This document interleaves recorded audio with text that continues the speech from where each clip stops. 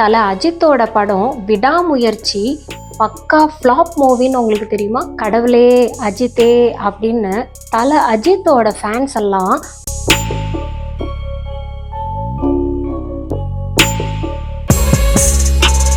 என்ன வேணா திட்டிக்கோங்க. அவர் சொன்ன விஷயம் என்ன தெரியுங்களா? வீடு இல்லாம இப்ப நடுத்தெருவுல நின்றுட்டு இருக்கு. இதுக்குதான் என்னமோ லூசுத்தனமா, லூசு பைத்தியம் மென்டல் தான் பேரு.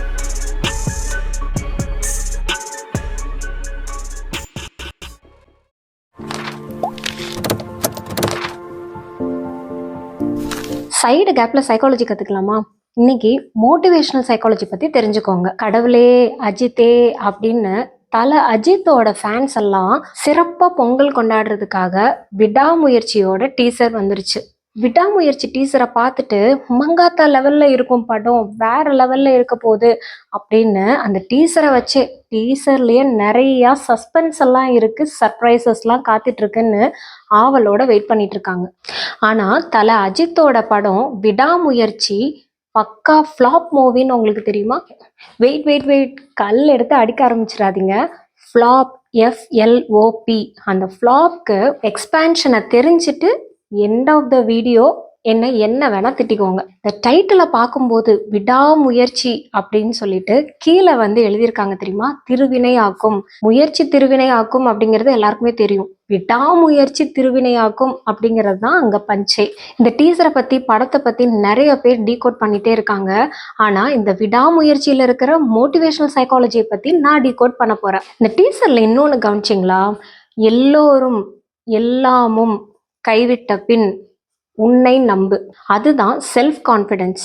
நீங்க உங்களை நம்ப ஆரம்பிச்சிட்டீங்க அப்படின்னா வெற்றி உங்களை தேடி வர்றதுல ஆச்சரியமே கிடையாது. இந்த ஃப்ளாப்ல ஃபர்ஸ்ட் F என்னன்னு தெரியுங்களா? First attempt. எக்ஸாமில் ஃபெயிலியர், லவ்ல ஃபெயிலியர், வாழ்க்கையில் ஃபெயிலியர். ஏன் நான் வாழ்கிறதே ஒரு ஃபெயிலியரான வாழ்க்கை தான் அப்படின்னு நிறைய பேர் புலம்பிட்டு இருப்பாங்கல்ல. ஃபெயிலியர் அப்படிங்கிறத ஃபர்ஸ்ட் அட்டெம்ப்ட்னு நினச்சி பாருங்களேன். உங்களுக்கான மோட்டிவேஷன் தானாகவே வரும். அதுவும் இல்லாமல் அது ஏன் ஃபெயிலியர்னு நினைக்கிறீங்க? சில விஷயங்களை நீங்கள் கற்றுக்குறீங்க, அது உங்கள் லைஃப்பில் இம்ப்ளிமெண்ட் பண்ணுறதுக்காக தான், இன்னும் மேலே மேலே மேலே சாதிக்கிறதுக்காக தான் அப்படிங்கிற ஒரு தூண்டுகோலை எடுத்துக்கோங்க. ஃபெயிலியர்ன்றது ஃபுல் ஸ்டாப் வச்சு முடிக்க வேண்டிய விஷயம் இல்லை, அதை கமா போட்டு சக்ஸஸ் வர வரைக்கும் இழுத்துட்டு போகிற விஷயம். ஒன்ஸ் உங்கள் லைஃப்பில் எல்லாமே ஃபெயிலியராக வருதா, உங்களோட மைண்ட் செட்டை நீங்கள் மாற்றணும். ஏன்னா நிறைய பேருக்கு இந்த ஃபிக்ஸட் மைண்ட் செட் இருக்கிறதுனால தான் பிரச்சனையே வருது. க்ரோத் மைண்ட் செட் இருந்துச்சுன்னா ஒன்று விட்டால் இன்னொன்றில் எப்படியே பிடிச்சிடலாம். இந்த வழி நம்ம தப்பாக போகிறோம், அதனால தான் நம்மளால ஈஸியாக அச்சீவ் பண்ண முடியல, வழியை மாற்றணும், பாதையை மாற்றணும் அப்படிங்கிற ஒரு மைண்ட் செட்டுக்கு வருவாங்க. ஆனால் சில பேர் ஃபிக்ஸட் மைண்ட் செட்டில் நான் இப்படித்தான் இந்த மாதிரி தான் இருப்பேன்னு ஒரு பிடிவாத குணம் இருந்தாலும் கூட சீக்கிரமா அச்சீவ் பண்றதுக்கு திணறிக்கிட்டே தான் இருப்பாங்க. இவ்வளோ ஒரு வெளிச்சத்துல லைட்டிங்கை என்ஜாய் பண்ணிட்டு இருக்கிறதுக்கு முக்கிய காரணம் யாரு தெரியுங்களா? 10,000 முறை தோல்வி பெற்ற தாமஸ் ஆல்வா எடிசன். இவர் எல்லாருமே கிண்டல் பண்ணது உண்டு. இதுக்கு தான் என்னமோ லூசுத்தனமா. ஏன்னா தாமஸ் ஆல்வா எடிசனுக்கு லூசு பைத்தியம் மென்டல்னு தான் பேரு. அவர் ஸ்கூல் படிக்கும் போதுல இருந்தே லேர்னிங் டிசபிலிட்டிஸ் இருந்ததுனால இப்போவாது இவ்வளோ அவேர்னஸ் இருக்கு. ஆனால் அந்த காலத்தில் இந்த லேர்னிங் டிசபிலிட்டிஸ் அப்படிங்கிறத ஒரு பொருட்டாவே மதிக்க மாட்டாங்க, ரொம்ப இன்சல்ட் தான் பண்ணுவாங்க. ஸோ அப்போ இவரை லூசு பையன், முட்டாளு அப்படின்ற மாதிரி தான் எல்லாம் சொல்லிட்டு இருந்தாங்க. ஆனால் இவர் யார் என்ன வேணா சொல்லிட்டு போட்டோம், என்ன வேணா கழுவி ஊத்திட்டு போட்டோம் அப்படின்னு சொல்லி 10,000 தடவை ஃபெயிலியரை சந்திச்சதுனால தான் இப்போ உலகமே இவ்வளோ பிரகாசமா ஜொலிச்சிட்டு இருக்குது. இப்போ சொல்லுங்க, யாரு லூசு பையன்னு? இந்த எடிசனோட ஃப்ரெண்ட்ஸு, டீச்சர்ஸு எல்லாருமே அதான் நீ இத்தனை தடவை நீ ட்ரை பண்ணியும் ஏதோ ஃபெயிலியர் ஆகிட்டே தானே இருக்குது, அப்புறம் ஏன் திருப்பி முயற்சி பண்ணிகிட்டே இருக்க அப்படின்னு கேட்கும்போது தாமஸ் ஆல்வா எடிசன் என்ன சொன்னார் தெரியுங்களா?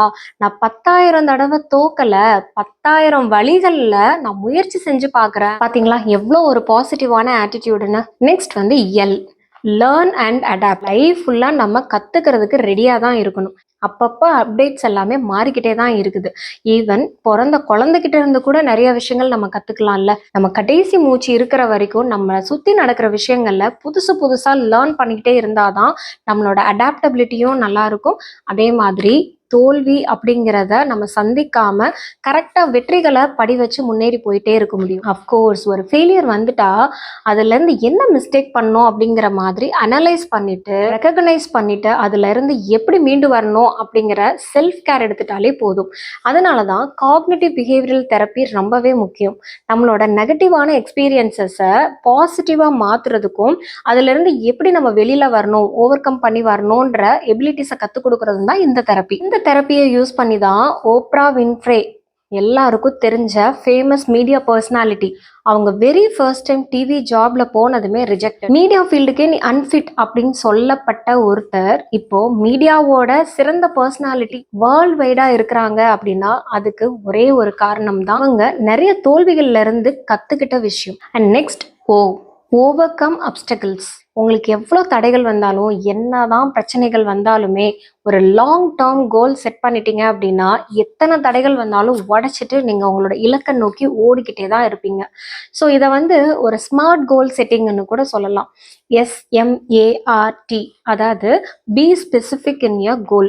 நீங்கள் என்னவா ஆக போறீங்க, இல்லை உங்களுக்கு என்ன தேவை அப்படிங்கிறதுல ஸ்பெசிஃபிக்காக இருங்க. உங்களோட கோல் செட்டிங் எப்போவுமே மெஷரபிளாக இருக்கணும், அது அச்சீவபிளாக இருக்கணும். முக்கியமாக உங்களுக்கு அது ரிலவெண்ட்டாக இருக்கணும். ஏன்னா உங்களோட இன்ட்ரெஸ்ட் எல்லாம் ஒரு மாதிரி இருக்கும். ஆனால் நீங்கள் கோல் செட் பண்ணுறது உங்களுக்கு சம்மந்தமே இல்லாத ஒரு ஃபீல்டில் போய் கோல் செட் பண்ணிட்டு உங்கள் இன்ட்ரெஸ்ட்டுக்கும் உங்கள் கோலுக்கும் ரிலவெண்ட்டாகவே இல்லாமல் இருந்துச்சுன்னா நீங்களும் எத்தனை வருஷம் எவ்வளோ ஸ்டெப்பை என்னென்ன மாதிரி ட்ரை பண்ணாலுமே அது உங்களுக்கு கை கெட்டாத கனி மாதிரி தான் இருக்கும். லாஸ்ட், டைம் பவுண்டபிளாக இருக்கணும்.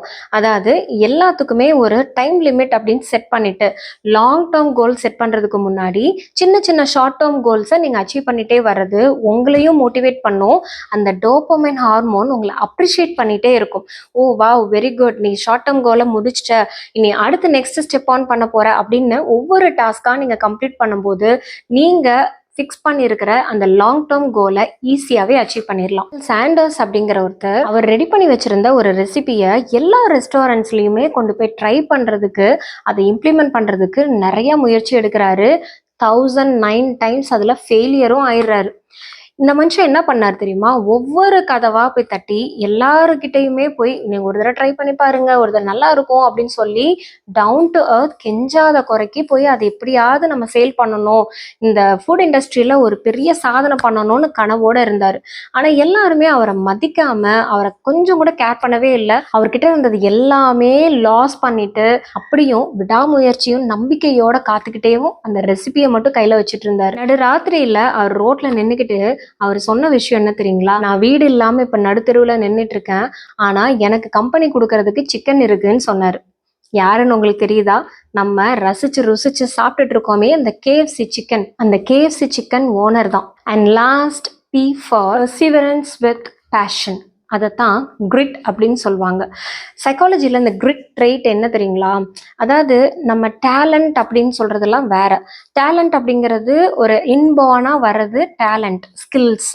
ஆனால் இந்த கிரிட் அப்படிங்கிறது நம்ம டே டு டே லைஃப்ல மற்றவங்கள பார்த்து நம்மளை சுற்றி இருக்கிற விஷயங்கள்ல இருந்து ஒரு அவேர்னஸ் கிரியேட் ஆகி பேஷனா மாறி அந்த பேஷனை அச்சீவ் பண்ணணும் அப்படிங்கிற வெறித்தனமா வெற்றியை அச்சீவ் பண்ணணும் அப்படிங்கிற ஒரு நோக்கம். 12 பப்ளிஷர் கிட்ட ரிஜெக்ட் ஆனவர் தான் JK ரவுலிங்.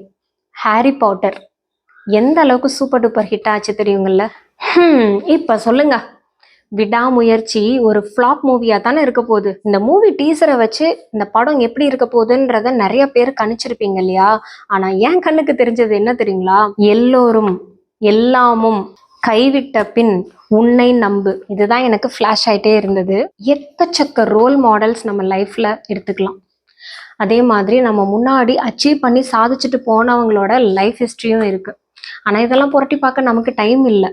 பட் நம்ம மேல நம்ம நம்பிக்கை வைக்காம வேற யாரு வைப்பாங்க? உங்களை நீங்க புரட்டி பாருங்க.